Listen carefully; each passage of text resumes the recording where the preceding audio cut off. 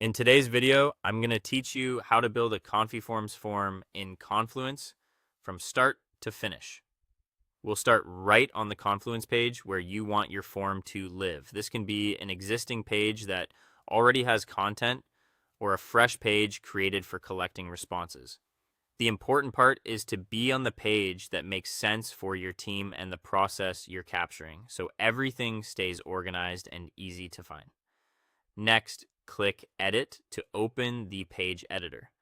This puts the page in a mode where you can add macros and structure your form. If the page already has content, don't worry. Forms can sit above or below your existing text or even in between sections. Now insert the Confiforms form macro.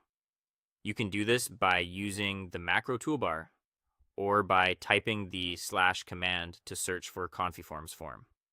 When the macro opens, you're creating the container that will hold your form's fields and settings. If you don't see the macro available, make sure the Confiforms app is installed for your Confluence site and that you have permission to use it. Inside the form, add the fields you need.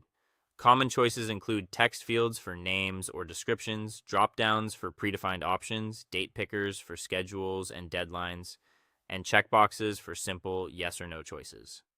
Give each field a clear label and, if helpful, a short description so users know exactly what to enter. You can also set fields as required and add placeholders or default values to guide responses and speed up data entry. Configure how form entries should be saved or displayed. In the form settings, you can control storage behavior, whether duplicate entries are allowed, and how entries appear back on the page after submission. Choose a display that fits your workflow, whether that's showing submissions in a simple list, grouped view, or keeping the page focused on the form with entries visible elsewhere. The key is to make it easy for your audience to submit and easy for you to review.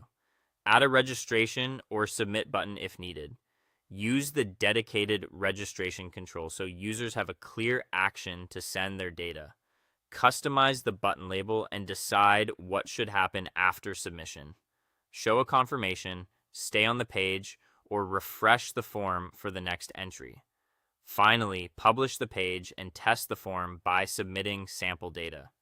Check that your entries save and display as expected. If something looks off, return to edit, adjust your fields or settings, and test again. When everything works smoothly, share the page with your team and start collecting real responses.